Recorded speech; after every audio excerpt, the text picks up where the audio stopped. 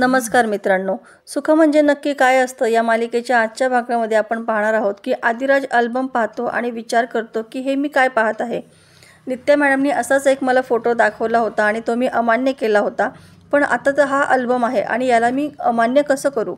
नित्या जेव्हा आजींकडे बघते तेव्हा कोणीतरी आपलं जवळचं आहे असं का भासत आहे असं म्हणून ती आजींच्या दिशेने निघून जाते. इकडे शालिनी नित्याची बाहेर येण्याची वाट बघत असते. इकडे नित्या त्या आजींच्या मागे धावत जाते व त्यांच्या खांद्यावर हात ठेवते आणि पाहतो तर काय, त्या दुसऱ्या तिसऱ्या कोणी नाही तर अम्मा असतात. अम्मा नित्याला पाहून गौरी असं हाक मारतात आणि नित्या देखील अम्मा असं म्हणते आणि आश्चर्यचकित होते. अम्मा नित्याकडे पाहून माझी गौरी असं कौतुकाने म्हणतात आणि विठ्ठला तुझे कसे आभार मानू की तू माझ्या गौरीला पुन्हा माझ्यासमोर आणून उभं केलं आहेस. हे बोलताना त्यांना सर्व मागचे क्षण आठवतात. इकडे आदिराज नित्याला शोधत असतो आणि नित्या मात्र आजीला घेऊन बाहेर निघत असते. आदिराज दुसऱ्या मार्गाने बाहेर पडतो. आदिराजला बाहेर येताना शालिनी बघते आणि ती विचार करते की नित्याला नक्कीच आतमध्ये कोणीतरी भेटलं आहे, म्हणूनच हा एकटा बाहेर आलेला आहे. आता मला इथे थांबून काही जमणार नाही, मला आतमध्ये जावंच लागेल असं म्हणून ती गाडीतून बाहेर उतरते. आतमध्ये नित्या आणि अम्मा दोघीही विठ्ठलाला नमस्कार करतात. इकडे शालिनी मंदिरात जाण्यासाठी निघते तेव्हा एक माणूस तिला अडवतो आणि म्हणतो, ताई हे काय करत आहात तुम्ही? अहो हे मंदिर आहे आणि मंदिरामध्ये चप्पल घालून कुठे जाता, चप्पल काढा ना.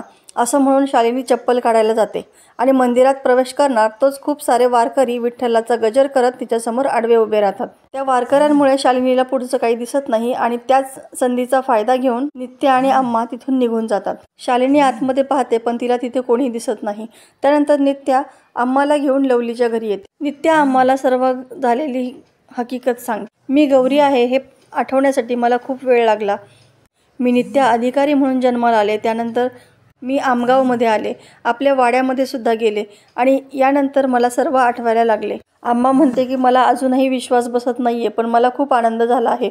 आणि तुझ्या गळ्यामध्ये मंगळसूत्र आहे म्हणजे तुझं लग्न जयासोबत झालं आहे ना, म्हणजे जया पण इथे आहे ना, मग कुठे आहे तो? नित्या म्हणते की जयदीपला ते अजून सर्व आठवायचं आहे.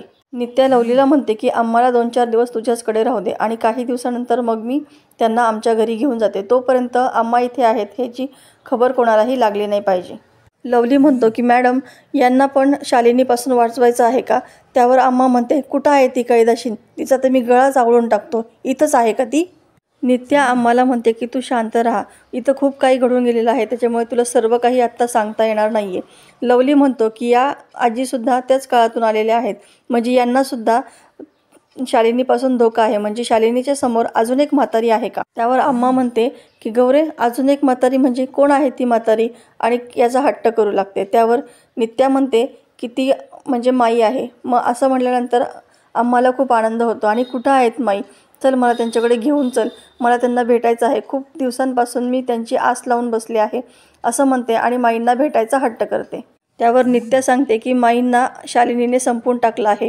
हे ऐकल्यानंतर अम्मांना खूप धक्का बसतो आणि माई या नावाने त्या खूप मोठ्याने रडू लागतात. अम्मा म्हणते की माझी तपश्चर्या फळाला आली, मी दरवर्षी या विठ्ठलाच्या मंदिरात येत होते आणि खूप आस लावून बसले होते की माई मला भेटतील, पण आता मला माई भेटणारच नाही आहे, त्या शालिनीचं वाटोळं होईल आणि असं म्हणून रडू लागते. त्यावर नित्या तिला म्हणते की रडू नकोस, आपल्याला शालिनीचा सूड घ्यायचा आहे, आपल्याला शालिनीला धडा शिकवायचा आहे आणि त्यासाठी गौरीला जयदीपची गरज लागणार आहे. काही दिवस आपल्याला शांत राहावं लागणार आहे आणि तू सर्वांपासून जपून राहा, तू कोणालाही दिसता कामा नये. लवली लगेच रडत म्हणतो की आजी तुम्ही काळजी करू नका, हे तुमचंच घर समजून इथे राहा आणि त्या शालिनीला आता मी अजून कोणाचा जीव घेऊन देणार नाही. नित्या म्हणते की आम्हाला काहीच होणार नाही, देवीने पाठवलेला दुवा आहे तो मला जयदीपपर्यंत पोहोचवण्यासाठीचा. इकडे आदिराज त्या फोटोंचा विचार करत असतो. तितक्यात नित्या तिथं येते. आदिराज तिला म्हणतो की नित्या मॅडम हे काय आहे, त्या आजींकडे हे असे फोटो कसे काय? मग त्यावेळेस नित्या म्हणते की अजूनही मीच तुला सगळं सांगायला हवं का? आपण संकेताच्या मागे गेलो, विठ्ठल मंदिरामध्ये आपल्याला त्या आजी भेटल्या आणि त्यांच्याकडून तुला हा अल्बम मिळाला, याचाही अर्थ तू लावत नाही का?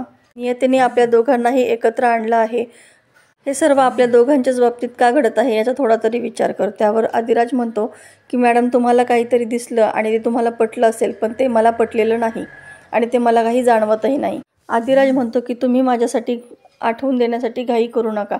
त्यावर नित्या म्हणते की आधीच खूप उशीर झालेला आहे. एवढा मोठा अल्बम आहे, या अल्बममध्ये सर्व कहाणी दडलेली आहे आणि तरीसुद्धा तुला काहीच आठवत नाही का? आदिराज म्हणतो की हा माणूस माझ्यासारखा दिसतो म्हणजे हा मीच आहे असं नाही. या बाईचा चेहरा तुमच्यासारखा आहे म्हणजे त्या तुम्ही नाहीत. तुम्हाला काहीतरी वाटतं म्हणून तुम्ही या गौरीचा स्वीकार केला, पण मला अजून असं काहीही वाटत नाही. मग मी या जयदीपला कसं काय स्वीकारू? इकडे शालिनी चक्क बादलीभर पाण्याने आंघोळ करून घेते.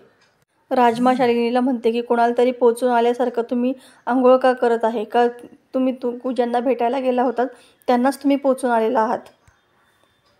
सोमासुद्धा शालिनीला विचारतो की तुम्ही ज्या कामासाठी केला होतात ते काम झालं का? आणि चक्क शालिनी सोमनाथच्या थोबाडीत मारते. जर ती व्यक्ती सापडली असती तर मी आज दिवाळी साजरी केली नसती का? असं शालिनी म्हणते. ती नित्या आणि ती येणारी व्यक्ती दोघेही माझ्या हातातून निसटले, पण या आरपारच्या लढाईमध्ये जिंकणार तर मीच, शालिनी असं म्हणते. इकडे नित्या आदिराजला म्हणते की मी काय करू म्हणजे तुला सगळं आठवणार आहे. आपण लहानपणी भातुकलीचा खेळ मांडला होता आणि त्यामध्ये आपण लग्न केलं होतं. त्यानंतर तू शिक्षणासाठी विदेशाला निघून गेला होतास आणि जाताना मला एक मोरपीस देऊन गेला होतास. आपलं लग्न झालं होतं एकदा नाही दोनदा. 6 वर्षांची आपली ताटातुटही झाली होती आणि शेखर दादांमुळे आपण पुन्हा एकत्र आलो होतो. तेव्हा सुद्धा मोरपिसाच्या धाग्याने आपलं नातं घट्ट धरून ठेवलं होतं. किती प्रेम करायचो आपण एकमेकांवरती. तुला काही झालं तर मला त्रास व्हायचा आणि गौरीला काही त्रास झाला तर तुला त्रास व्हायचा. जयदीपला काही झालं तर गौरीचा ठोका चुकायचा. ज्या नात्याला मृत्यूसुद्धा संपू शकला नाही असं नातं आहे आपलं. आदिराज तिच्याकडे थक्क होऊन पाहत असतो. त्यानंतर नित्या त्याला म्हणते की हा फोटो तू पाहिलास ना?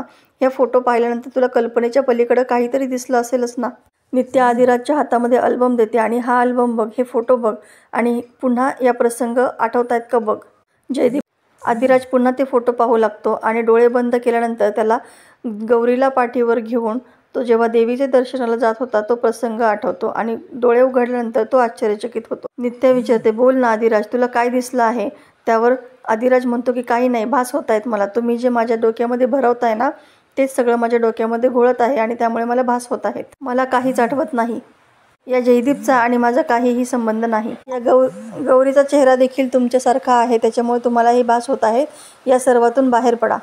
त्यानंतर नित्या आदिराजचा हातामध्ये घेते आणि म्हणते, आपले जन्मखून एक आहे, आपली नियतीसुद्धा एक आहे आणि हे फक्त चेहऱ्यातलं साम्य नाही. कुठे मुंबई, कुठे आमगाव, काय संबंध होता माझा? माझं जाऊ दे, पण माईंनासुद्धा तू जयदीप आणि मी गौरीच वाटत होतो ना? त्यावेळेस आदिराज त्याचा हात बाजूला घेतो व जन्मखुनेकडे बघतो. त्यावेळी त्याला माई समोर दिसतात आणि त्यावेळेस शालिनी जशी घाबरली होती तो देखील क्षण त्याला आठवतो. त्यानंतर शेवटी माई जेव्हा त्याला भेटून सर्व गोष्टी सांगतात तो क्षण देखील आठवतो. त्यानंतर आदिराज त्याच्या डोक्याला हात लावतो आणि डोकं दाबू लागतो. त्यावेळेस नित्या म्हणते की काय होतंय आदिराज, तुला काही आठवतंय का? आदिराज आठवण्याचा प्रयत्न कर आणि आता तुला जे आठवत आहे ते सुद्धा भासच आहे का असं विचार.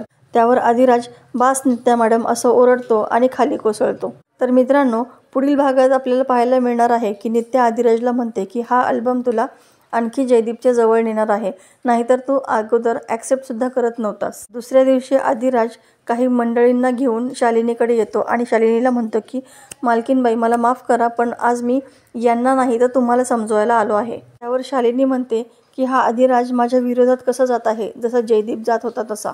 तर मित्रांनो, असेच नवनवीन अपडेट पाहण्यासाठी या व्हिडिओला लाईक करा व आमच्या चॅनलला सबस्क्राईब करा आणि हा व्हिडिओ संपूर्ण पाहिल्याबद्दल तुमचे खूप खूप